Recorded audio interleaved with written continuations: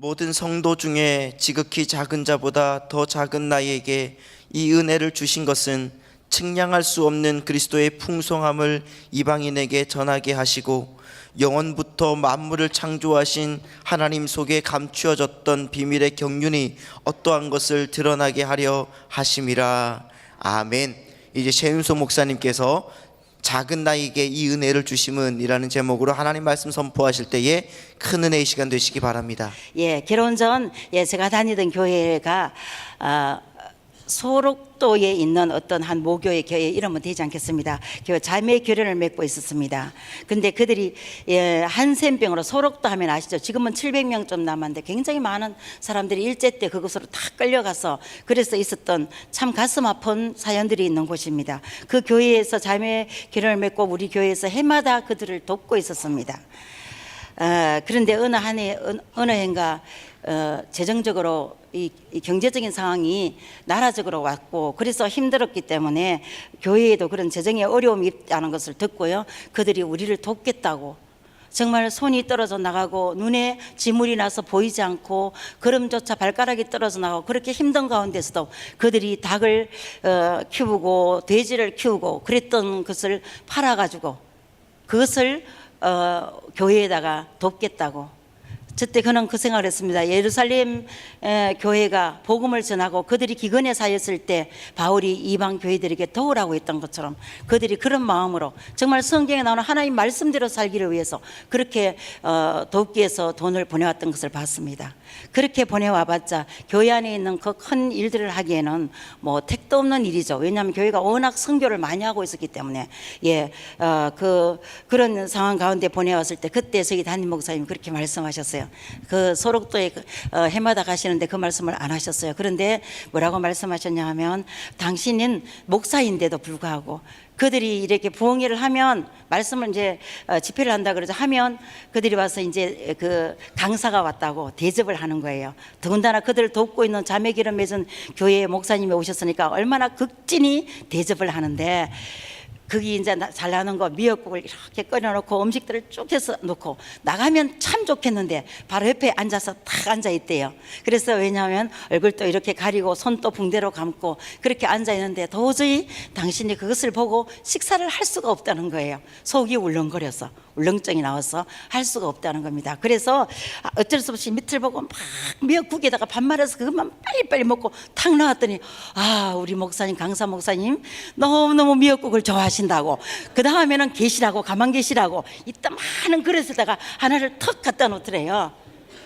그래서 힘들었던 얘기를 하면서 그때 우리들이 참 그들을 보면서 많이 울었던 그러한 시간들이었습니다. 그렇지만 그들은요, 지금은 한센병 이거 치유하는 그러한 약들이 나왔습니다. 그래서 고쳐지지만 그때는 그렇지 않아서 정말 하루하루 그들이 손가락이 떨어져 나가고 발가락이 떨어져 나가고 눈에 진물이 나고 어느 날 목사님이 다음에 또 가보면 그 사람이 있었던 그 모양새를 알아볼 수 없는 그런 상황으로 나가는데 그들이 뜨거운 곳에 손이 되어도 그 감각을 느끼지 못하고 손가락이 떨어져 나가도 떨어지는 것을 느끼지 못한다는 것입니다. 그렇게 그들의 감각이 무뎌져 있고 그리고 그러면서 그들이 죽어간다는 것입니다. 그렇지만 그들은 날마다 얼마나 하나님 앞에 열심히 찬양하며 하나님을 예배하며 그곳에 자기들이 그 사람들에게 격리되어 있어서 옛날 사진을 보시면요, 지금은 그것이 관광지로 바뀌었습니다. 너무나 그들이 아름답게 그 혹사를 당하면서 꾸며나왔던 아름다운 곳이 마주보고 가족들이 오면 함께 보고 인사하는 게 아니라 여기서 이만큼 길에서 양쪽 가해 두고 옮길까봐 서로 그렇게 인사하는 그러한 비참한 상황에 있음에도 불구하고 그들이 하나님을 향해서 정말 기도하며 하나님 땅에 있는 이 땅을 바라보면 얼마나 그들이 슬프고 어렵고 정말 비참함에도 불구하고 그들을 그렇게 세상에 살아갔을 때 하나님을 보지 못했을 것인데 우리가 아무것도 바라보지 못하고 이 고난 가운데 있을 때 오로지 하나님을 바라볼 수 있는 그러한 은혜를 주셨다고 그들이 감사하며 하늘에 소망을 두고 날마다 감사히 기뻐하며 그들이 죽어갔던 것입니다. 자, 그러면요, 이들은 육체적으로 감각이 무뎌져서 그런데 오늘날 우리 믿는 그리스도인들 안에는 육체적으로 우리는 멀쩡하게 되어 있습니다. 누가 뜨거워서 이것이 뜨거운 물이 이곳에 되었을 때 뜨겁다고 떼내지 그대로 있는 사람은 없을 것입니다. 상처가 나면 병원에 가서 고칠 것입니다. 그런데 하나 가장 중요한 것이요, 오늘날 그리스도인들에게 중요한 것은 우리의 영적으로 무뎌져 가서 우리가 죽어가고 있다는 그 사실을 자각하지 못하고 있는 경우가 많이 있다는 것입니다. 제가 그 생각을 했습니다. 어떻게 하는 사람들이 영적으로 무뎌져 있을까, 그 생각을 해봤습니다. 그런데 이제 작게 제가 오늘 생각하면서 넣어봤는 게 예배에 감격이 있는가.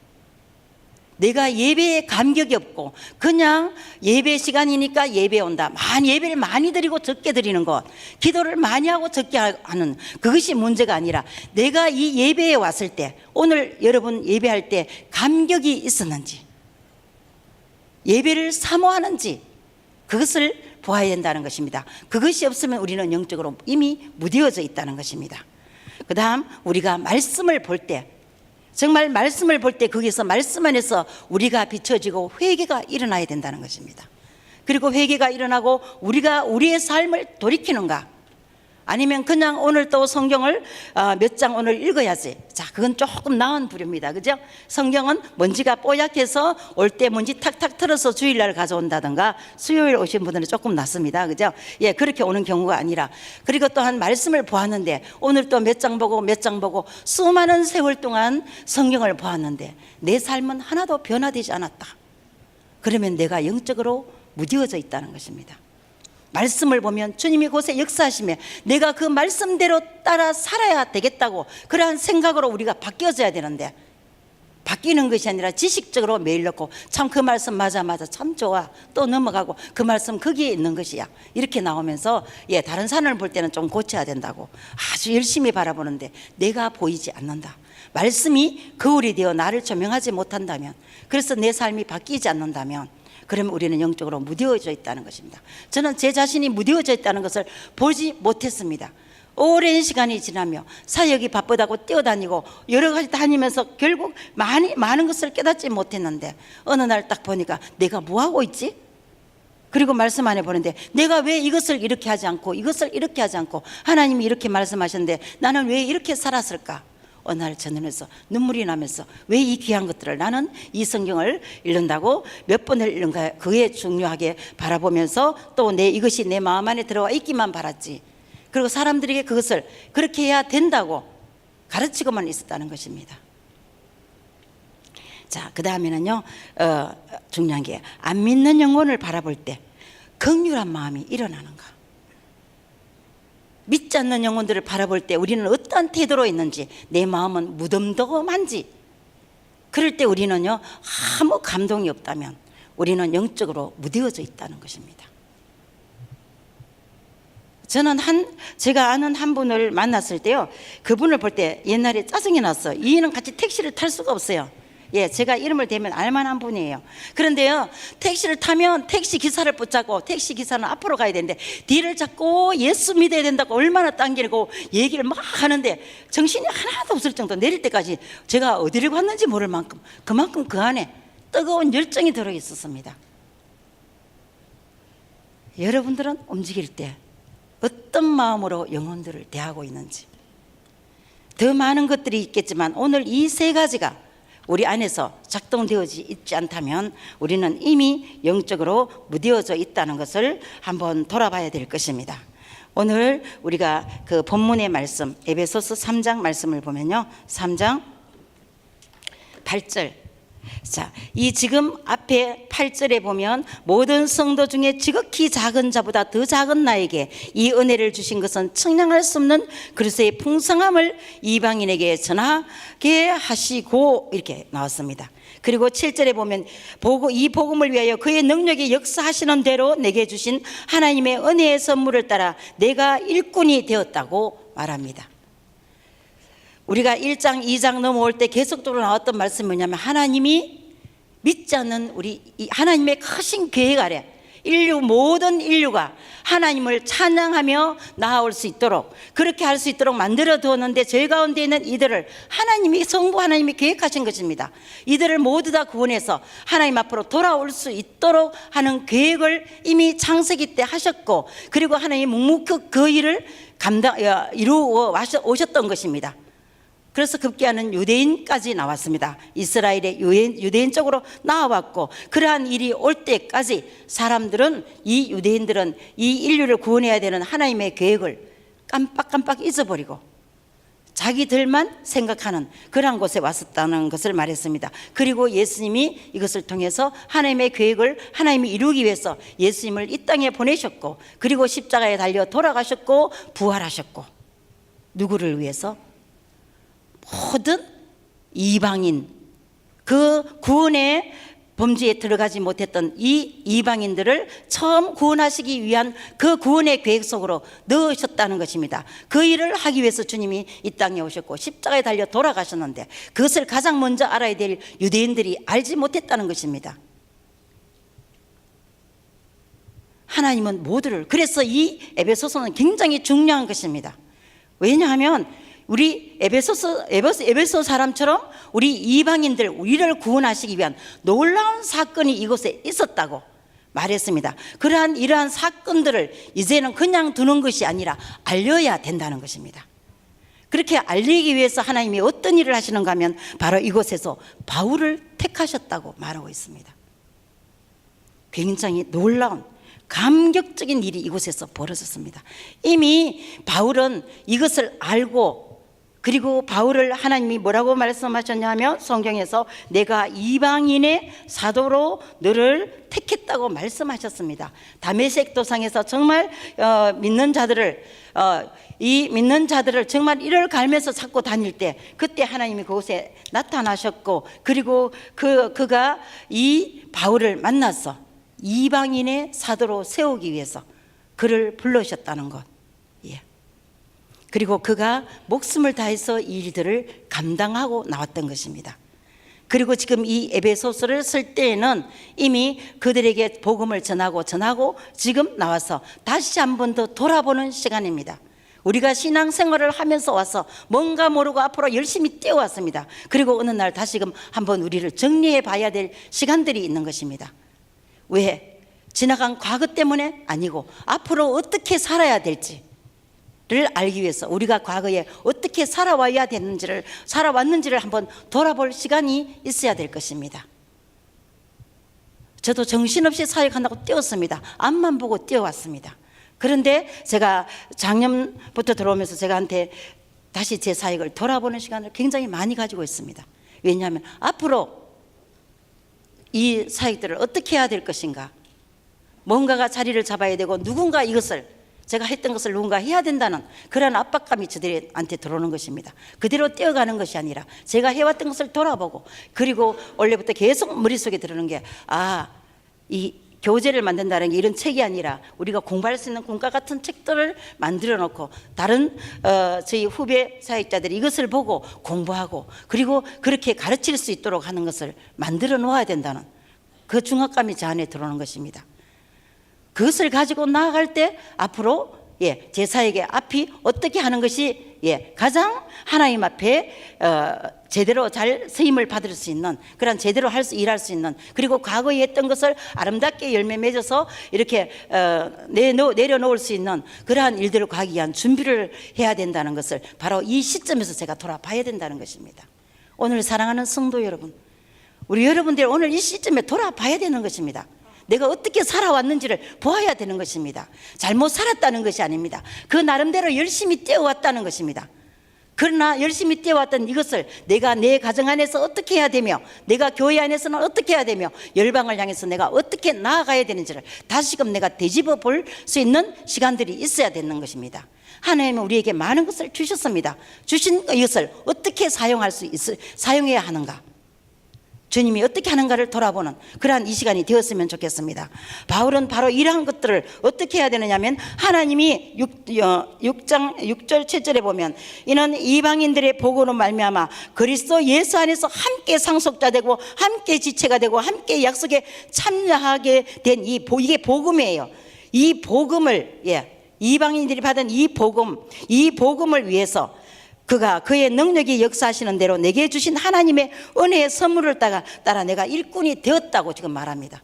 그러면 일꾼이 되면 그것을 어떻게 합니까? 일꾼으로서 일을 해야 되겠죠. 여기 이 복음을 위해서 그의 능력이 역사하시는 대로 내게 주신 하나님의 은혜의 선물을, 자, 여기서 우리가 볼 수 있는 것은요, 누구를 볼 수 있냐면 그 바울이 이 하나님이 그를 일꾼으로 삼았다고 말합니다. 일꾼이란 말은 봉사자로 삼았다는 것입니다. 하나님의 일을 함께 할 수 있는 봉사자로 하나님이 불렀다는 것입니다. 이때 이것을 뭐라고 말하냐면 은혜의 선물이라고 말합니다. 하나님의 은혜의 선물. 바울이 바울 되는 것은요, 항상 이들의 고백을 볼 때마다, 하나님 앞에 서 있는 자세를 볼 때마다 바울이 바울됨을 알 수 있는 것입니다. 오늘도 우리가 바울이 바울됨의 이 마음을 보면서 우리도 그렇게 살아야 될 것입니다.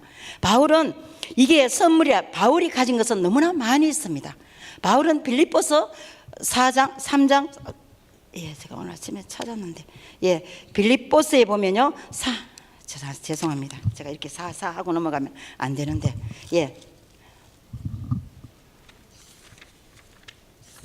도움을 안 받아도 되도록 제가 아침에 열심히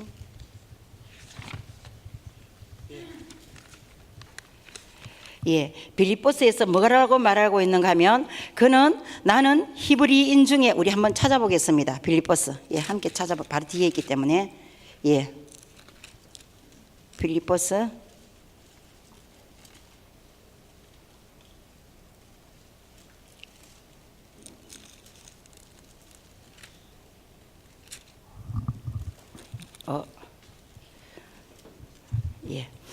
빨리 하려니까 더 마음이 바빠가. 3장 5절. 3장 5절. 빌립보서 3장 5절. 321쪽입니다. 321쪽에 보면 나는 8일 만에 할례를 받고 이스라엘 족속이요 베냐민 지파요 히브리인 중에 히브리인이요 율법으로는 바리새인이요 열심으로는 교회를 박해하고 율법의 의로는 흠이 없는 자라. 자, 이 바울은 대단한 사람입니다. 어떻게 대단한가 하면 자기는 할례를 즉 받았다는 것은 하나님의 약속 안에 있다는 것입니다. 그리고 이스라엘 족속이요 율법에 대해서, 하나님의 율법에 대해서 잘 알고 하나님의 그 모든 섭리 안에, 하나님의 언약 안에 있는 백성으로서 베냐민 지파요, 베냐민 지파를 이들은요 굉장히 자부심을 갖고 있습니다. 그리고 히브리인 중에 히브리인이요 율법으로는 바리새인이요, 누구도 이 사람 앞에 대놓을 수가 없는 것입니다. 그리고 그는 가말리엘 학파입니다. 당시에 이스라엘의 3대 그 율법 학자 중에 한 사람이 바로 이 가말리엘인 것입니다. 이 가말리엘은 당대에 아주 대단한 율법 학자인 것입니다. 이에게 정통으로 공부를 했다는 것입니다. 그리고 이스라엘 사람으로서, 하나님의 언약 백성으로서 내가 하나도 누구에게도 뒤짐없이 온전한 자다 이 말입니다. 그렇게 자부심을 갖고 있는 그것에서 그를 들어서 무엇을 쓰냐면 하나님이 하나님과 함께 일할 수 있는, 이 복음을 전할 수 있는 종으로 불렀을 때 그가 이것을 선물이라고 말했던 것입니다. 선물은 주는 사람 마음에 주고 싶은 마음이 있을 때 그 마음을 담아주는 것입니다. 여기에 빌립보서 3장 5절을 딱 볼 때요, 이거 괜찮지만 6절로 가면 열심으로는 교회를 박해하고 이렇게 나옵니다. 왜 이것을 선물로 받을 때 바울의 마음 안에는 그가 이미 가져 있던 그 자존심 있는 것을, 이것도 다 하나님의 선물로 내게 주셨다는 그 마음을 이곳에 넣어놓은 것입니다. 지금 내가 복음의 일꾼으로만 선물을 주신 것이 아니라 복음의 일꾼 일하는 것, 이것을 내게 왜 일하는 것을 선물로 주셨을까? 여러분들에게 준 직분을, 여러분에게 주어진 그 직임을 가지고, 직분을 가지고 여러분 하나님의 선물이라고 생각해 본 적이 있습니까? 이것은 내가 잘나서 준 것이 아니라, 내가 기도해서 준 것이 아니라 그냥 하나님이 내게 주셨다는 것입니다. 바울은 그렇게 말하는 것입니다. 그럼 바울 안에 있던 모든 가지고 있던 기가 막힌 이것들을 누가 주었냐? 하나님이 내가 좋은 가문에서 내가 태어나서 내가 열심히 일하고 공부하고 왔던 이 모든 이루어 놓은 그 업적을 내 것이라고 말하는 것이 아니라 하나님이 내게 이것을 선물로 주었다. 왜? 그리고 그 위에다가 일꾼을 선물로 주었다. 선물로 준 이것을 가지고 바울이 일할 수 있도록 내 공로가 아니고 내 힘이 아닌 하나님의 선물, 이렇게 나옵니다. 우리는 우리가 가진 지식이 있고 우리가 가진 그러한 그 경험이 있고 우리가 가지고 있는 힘이 있고 돈이 있고 우리가 할 수 있는 어떤 많은 것들을 우리의 것이라고, 내가 했다고 말하고 내 것이라 말할 수 있는 것입니다. 내가 이것을 이렇게 해서 알았더니 내가, 자, 조금 너무 이렇게 던지면 안 될 것 같아서 저쪽으로 던지겠습니다. 내가 신학교에 가서 이렇게 공부를 했더니, 그랬더니 이것을 가지고 하나님이 내게 어떤 목사란 직분을 주셔서, 그래서 이 일을 내가 제가 참 열심히 공부했어요. 나름대로 정말 열심히 밤낮을 가리지 않고 정말 죽을 똥살똥, 왜? 제 나름대로는 이것을 가지고 교회에 와서 이렇게 어떻게 쓰겠다고 나름대로 했기 때문에 그것에다가 내가 했던 이것에다가 하나님이 목사라는 이 직분에 올렸다, 이렇게 선물로 줬다고 이렇게 말하는 것이 아니라, 이렇게 했더니 하나님이 나를 목사로 세워줬다. 예, 제가 원래 목사가 되기 위해서 한 건 아니에요. 하나님이 등 떠밀려 갔기 때문에. 예, 그랬는데도 불구하고 우리가 그렇게 했다고 말할 수 있다는 것입니다. 바로 내가 했던 것을 돌아보면 바울도 그렇게 열심히 공부했던 것입니다. 그런데 그것을 선물이라고, 내가 열심히 했던 것이 아니라 그것이 선물이라고 말합니다. 내가 열심히 일했던 것을 하나님이 어떻게, 하나님의 크신 구원의 계획 아래 그것을 쓰시기 위해서 내게 이것을, 내가 공부할 수 있는 것도 선물로 주셨다는 것입니다. 하나님이 그 선물을 주지 않으면 내가 공부할 수 없는 것입니다. 모든 사람들이 다 공부할 수 있는 것이 아닙니다. 왜? 공부할 수 있는 여건을 줘야 됩니다. 가정에서 그것을 허락해야 되는 것입니다. 내 시간과 건강과 모든 것이 허락해야만 할 수 있는 것입니다. 왜? 하나님이 내게 그것을 그냥 주셨다는 것입니다. 왜? 하나님의 크신 계획 안에, 당신의 계획 안에 이것이 들어가 있도록 그렇게 하신 것입니다. 바로 바울은 자기가 가졌던 것들을 통해서 하나님이 주신 일꾼의 선물을 주는 그 선물 위에 선물로 받아들여서 내 것이 아니라 하나님의 것, 모든 것이 하나님부터 주어졌기 때문에 그것을 들어 사용하는 것입니다. 바울에게는 이것이 있어야 되는 것입니다. 왜 바울의 이것이 하나님께 필요한가 하면, 바울은 이방인을 위한 사도로 부름을 받았습니다. 이방인들을 위해서 사도로 부름을 받으면 베드로는 그것을 공부하지 않아도 됩니다. 왜냐하면 자기 민족을 위해서 자기가 그곳에 살았기 때문에 모든 풍습과 언어와 모든 것이 그대로 통하는 것입니다. 그런데 이방인에게 전도를 하려면 이방인에게 맞춰야 되는 것입니다. 선교지로 나가려면 선교지에 있는 그 선교지에 있는 사람들에게 맞춰줘야 되는 것입니다. 선교에 대한 사람들이 대체로 내 뜨거운 열심으로 뛰어갔다가 실패하는 이유가 그 사람들의 그 언어와 사고와 풍습과 모든 되어지는 것들을 모르기 때문에, 우리식으로 하기 때문에 그들에게 복음이 들어갈 때 실패하는 것입니다. 이방인들에게 전할 때는 이방인에 대해서 첫째는 언어가 통해야 되는 것입니다. 또 이런 헬라인, 왜? 다소 헬라 지역에 살았기 때문에 그들의 문화와 습관과 모든 것을 알고 언어가 통했다는 것입니다. 그리고 그가 로마 시민권을 가지고 있다는 것입니다. 그 시민권이 얼마나 유용하게 이럴 걸 데리고 다닐 수 있었던지, 그러한 것들을 하나님이 이미 선물로 줬다. 내 거 아니다. 여러분 것이라 생각합니까? 여러분들이 하나님이 준 선물로 생각하는 것입니까? 이것이 바뀔 때 바로 유대인들이 자신들만 구원받는다는 그러한 생각으로 들어가서 오류를 범했던, 바로 그러한 오류가 우리에게 올 것입니다. 왜냐하면 우리 안에는 죄성이 있고 우리를 잘못 판단한다 그랬죠. 우리가 오늘 또 그것이 내 것이라 생각하면 내가 잘못 판단하고 있다는 것입니다. 제 가운데서 우리가 1장 2장에서 말했던, 내가 누구인지를 모르고 있다는 것입니다. 그 다음 뒤에 가면 에베소서 3장 다시 본문으로 가겠습니다. 그래서 일꾼으로 삼으셨고 8절, 모든 성도 중에 지극히 작은 자보다 더 작은 나에게 이 은혜를 주신 것이라고 말하고 있습니다. 모든 성도 중에 지극히 작은 자라고 내렸습니다. 사도 바울은 이것을 고린도 후서에 보면 나는 사도 중에서 가장 작은 자, 이렇게 말합니다. 사도 중에서 가장 작은 자. 또 때로는 디모데 후서로 넘어가면 나는 괴수 중에 죄인들 중에 괴수라고 말합니다. 그는 항상 자신을 낮추는 것을 볼 수 있습니다. 나는 이렇게 보잘것없고 아무것도 아닌 그러한 죄인임에도 불구하고 이런 하나님 주신 것을 감당할 수 없는 자임에도 불구하고 하나님이 나를 들어서 사용하신다는 그러한 마음을 항상 밑에서 깔고 있었던 것입니다.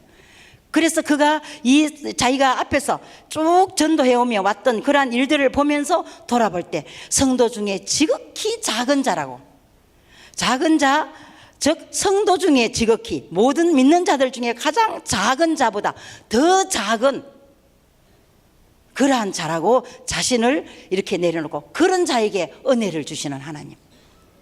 자, 나는 이것을 받을 만한 그러한 자격이 있어. 그렇게 생각하면 이미 모든 것이 내 능력과 내 힘으로부터 주어진 것입니다. 그러나 나는 하나님 앞에 갔을 때 나는 아무것도 아닙니다. 나는 아무것도 할 수 없는 능력이 없는데 하나님이 내게 이러한 것을 주시다니요. 그렇게 한번 여러분들이 받아 있는 봉사 직분을 그렇게 한번 생각해 봤으면 좋겠습니다. 나는 아무것도 이렇게 할 수 없는 그러한 능력이 없는, 정말 나는 정말 사람들 앞에 나의 자신을 내어놓을 수 없다는 내 현주소를 드러내야 된다는 것입니다. 내게 모든 것이 하나님으로부터 주어졌기 때문에 내가 이것을 받을 수 있다는 것입니다. 바울의 기본은 무엇에 들어있냐면 바로 여기 있는 6절에 있는 그리스도 예수 안에서 함께 상속자가 되고 함께 되는 그 이방인들 속에 이 유대인인 바울도 함께 들어가 있는 것입니다. 그들의 어떤 일 때문에 들어가는 것이 아니라 복음은 예수님이 십자가에 달려 돌아가심을 통해서 있는 그대로 그들이 그 안에 들어온 것입니다. 유대인은 유대인들대로 같이 구원을 받고 들어온, 믿으면 그 십자가의 그 구속의 그 언약을 믿으면 들어오는 것이고, 믿지 않으면 그 안에 들어오지 못하는 것입니다. 이방인들도 믿으면 들어가는 것입니다. 우리 이방인들이 우리가 교회가, 오늘날 교회를 말하죠. 교회가 이스라엘 안에 들어간 것이 아닌 것입니다. 이스라엘이 우리가 오늘날 교회가 된 것이 아니라는 것입니다. 똑같이 믿는 자는 똑같이 그 안으로 들어갈 수 있는 이곳에 바울이 그곳에 같이 들어갔을 때 이 놀라운 이 사건은 하나님의 구속사가 놀라운 기점으로 확 전환되고 있는 것입니다. 바로 성령이 우리 안에 들어와서 이것을 언제 보느냐 하면, 언제 가르쳐 주느냐 하면 예수님이 부활하시고 성천하셔서 보혜사 성령을 이곳에 보내시고 그들이 120문도가 기도할 때 성령 강림 사건, 오순절 때 성령이 강림하시고 그들이 각 심령 안에 들어왔을 때 바로 이러한 일이 이루어진 놀라운 것들을 가르치는데 이것을 누가 모르느냐 하면요, 아무도 모르고 있는 것입니다. 누가? 이방인들이 구원받아야 될 줄을. 바로 예수님 옆에 따라다녔던 수제자인 베드로도 몰라요. 그러면 제자들도 모른다는 것입니다. 이 비밀을. 그들만 구원받은 줄로 착각했습니다. 그런 베드로를 주님이 언제 부르셨냐 하면 고넬료 집으로 부르셨습니다. 완강하게 거부했습니다. 보자기에 3번이나 하나님의 환상으로 이게 먹지 못할 거라고 부정한 것이라고 부정하는 그에게 3번이나 내려보면서 베드로를 습득했습니다. 가르쳐 주셨습니다. 그리고 그를 고넬료 집으로 데려갔습니다. 그리고 고넬료 집안에 그들에게 성령이 그 이방인들에게 내리는 것을 보고서야 베드로가 알았습니다. 이것을 누구에게? 그런 많은 유대인들이 이를 아니라고, 이방인들은 구원받지 못한다고 말할 것입니다. 그래서 가장 먼저 하나님은 베드로에게 보이셨습니다. 그리고 이 이방인들이 믿지 못할 것, 그 다음 이방인들을 그렇지 않다고 내어칠 것을 대비해서 바로 이 바울을 부르신 것입니다. 그리고 바울에게 가르쳐 주셨던 것입니다. 그래서 바울은 이것을 가지고 모든 사람들에게 전해야 되는 것입니다. 너희들이 하나님 앞에 믿기만 믿으면 바로 이 복음을 그들에게 전해야 되는 그 사명을 감당해서 불렀는데 나는 너무나 지극히 작다. 왜? 내가 바울은 무엇을 부정하고 거부했느냐 하면 바로 이 복음을 믿는 믿음의 사람들을 핍박하고 다녔던 것입니다.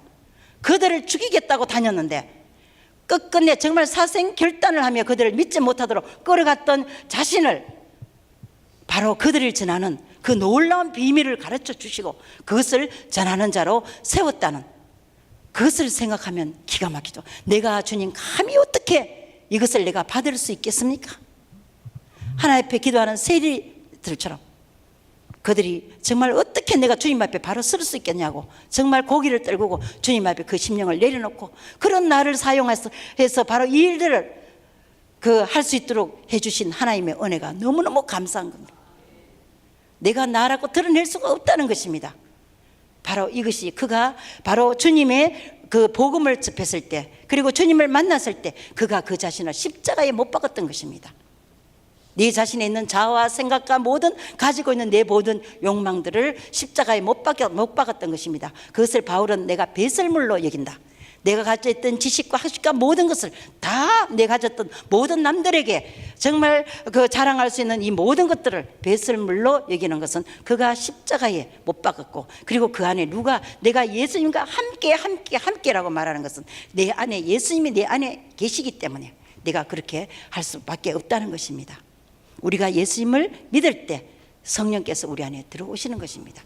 그리고 내 안에 계신 성령님이 나를 주장하고 내가 십자가에 못 박히기를, 그리고 내 주장을 하지 않고 내 안에서 주님이 일하시기를 원하시는 것입니다.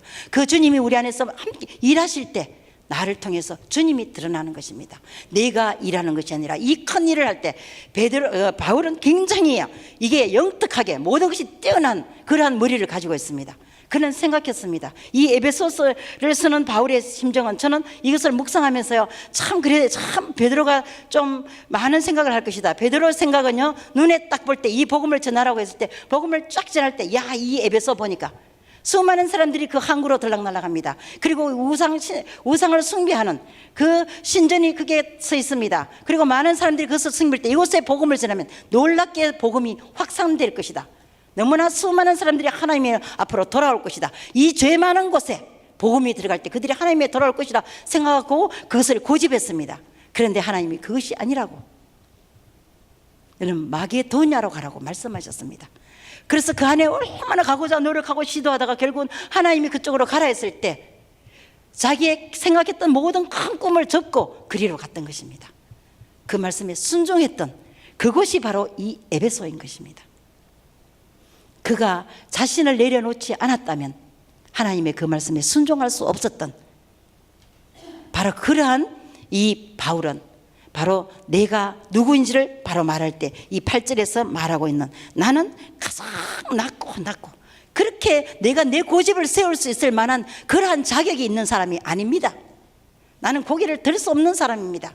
정말 하나님 앞에 나를 구원해 주신 것만 해도 나는 너무 감사해서 어찌할 수 없는데, 그럼에도 불구하고 오늘 내게 이 직분을 주셨다는 것입니다. 오늘 이 직분을 우리에게도 주님 주셨던 것입니다. 내가 이 직분을 어떻게 생각하고 있는지 우리 돌아봐야 될 것입니다. 이것이 내가 내 능력과 내 힘과 내 모든 가진 것, 내 것이 있기 때문에 주님이 나를 마땅히 들어서실 수 있다. 그래서 이 모든 것은 내 것이기 때문에 주님이 내게 던지면, 바울이 이 복음을 알고 마게도냐로 가려고 생각했던 것처럼 내가 계획하는 것대로 마음대로 설 수 있고 마음대로 활용할 수 있기 때문에 내 지식과 내 능력으로 할 수 있다면, 나는 오늘 내가 이 모든 것이 내게 주어진 모든 것이 어디로 왔는지를 모르고 있다는 것입니다. 바울은 하늘에 소망을 두고 있습니다. 하늘에 소망을 두고 있다는 것은 내가 지금 모든 것이 하나님으로부터 왔다는 것을 인정하는 것입니다. 오늘 우리가 그것을 인정해야 될 것입니다. 그래서 내 자아를 바로 십자가에 달려 돌아가신 그 주님 안에 내가 그것을 못 박아야 될 것입니다. 그리고 내가 그 주님 안에 내려놓고 내 안에 계신 그 주님이 나를 통해서 역사할 수 있도록 우리가 다시금 우리를 돌아보는 시간이 되었으면 좋겠습니다. 그때 우리가 돌아보고 우리가 그 안에 서 있을 때 우리 안에 정말 예배가 감격스럽습니다. 나를 구원해 주셨던 주님, 그 외에 우리는 더 이상의 것을 가지고 자랑할 것이 없다는 것입니다. 내가 그 구원해 주셨던 자격 없는 나는 이방인으로 그 택함 안에도 들어가지 못했던 나를 주님이 그 십자가 그 크신 사랑으로 구원하셨기 때문에 내가 구원을 받아서 주님과 함께 구원받은 사람으로 동참할 수 있고 그 능력을 내가 행사할 수 있고 앞으로 영원한 하나님 나라에 갈 수 있다는 그 주신 그것 하나만으로 나는 더 이상 아무것도 바라볼 수 있고, 그렇게 주신 하나님에 대한 감격이 예배의 감격으로 나와야 된다는 것입니다. 예배가 사모되고 눈물을 흘리면 나와야 될 것입니다. 또 하나는 그것 때문에 우리가 말씀을 볼 때 나는 그렇게 해주신 구원의 하나님을 따라서 살기 위해서, 말씀대로 살기 위해서 눈물을 흘리며 우리가 그 앞에서 회개하며 자복하며 내 삶을 바꿔야 될 것입니다. 믿지 않는 영혼을 볼 때, 정말 나같이 죄인으로 하나님을 모르고 있는 그 영혼들을 볼 때 내가 이렇게 누리는 그 영광, 값없이 받았던 영광을 저들도 함께 받았으면 좋겠다. 그 눈물이 있어야 될 것입니다. 제가 새벽 예배 때 한 번씩 그 얘기를 합니다. 무엇을 위해서 기도하십니까? 오늘 또 당신이 기도하는 그 자리에 내가 믿지 않는 영혼 몇 명을 두고 눈물을 흘리며 기도합니까? 내 남편이 교회에 나오지 않는데 내가 무감각하게 오늘 또 출세와 그 어떤 그 물질과 또 다른 것들을 위해서 기도하고 있습니까? 내 자녀들이 교회에 나오지 않는데 그들의 출세를 위해서 기도하십니까? 내 이웃이 지옥으로 가고 있는데 이 놀라운 구원의 이 확신을 모르고 있는데 나는 무엇을 향해서 기도하며 나아갑니까?